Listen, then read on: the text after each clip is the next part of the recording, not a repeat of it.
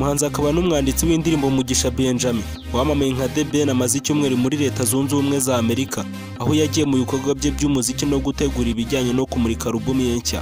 The Ben yavuze ko icyumweru kirenze ari muri Amerika, ariko ko ateganya kugaruka mu cyumweru kiri imbere. Ati maze icyumweru kimwe ariko ndateganya kugaruka mu cyumweru kiri imbere. The Ben yavuze ko yagiye muri Amerika mu rwego rwo gutegura igitaramo cye no kugira ibyo ashyira ku murongo.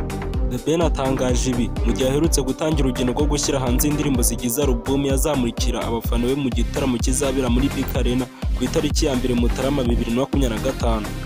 Ni igitaramo amaze igihe yashyizeho imbaraga mu gutegura, ndetse yatangiye gutumira bamwe mu bahanzi bazahurira ku rubyiniro mu kuyimurika. Agiye kumurika iyi alubumu mu gihe ubundi yatangiye kuyiteguza kuva muri 2021. Aherutse gusohora indirimbo zirimo nka Plenty Better n'izindi zikubiyeho. Ni igitaramo kidasanzwe kuri we kuko azagikora mu ntangiriro z'umwaka 2025, ni ukuvuga ku itariki ya 2 Mutarama 2025 muri Big Arena, mu rwego rwo gufasha abanyarwanda n'abandi kwinjira neza mu mwaka mushya no kubifuriza kuzawugiramo ishya n'ihirwe. Ni igitaramo kandi kidasanzwe kuri we kuko azagikora yizihiza umwaka umwe uzaba ushize akoze ubukwe n'umugore w'Ikeza Pamela witabiriye irushanwa rya Miss Rwanda 2019. Nta nubwo ari igitaramo gisanzwe kuri we kuko ashobora kunguka cyangwa guhomba.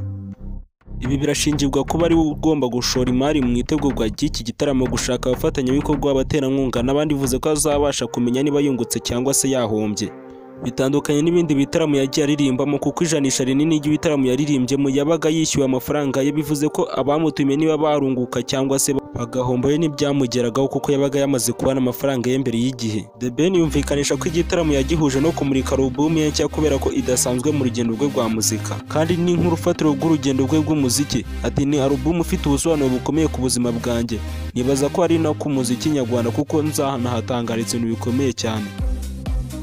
Nibaza ko nyine abantu bose ko bahaguruka tugafatanya tugashyigikirana ku buryo abatuye akarere ka Afurika y'Iburasirazuba babona ko hari ibintu bikomeye biri gutegurwa.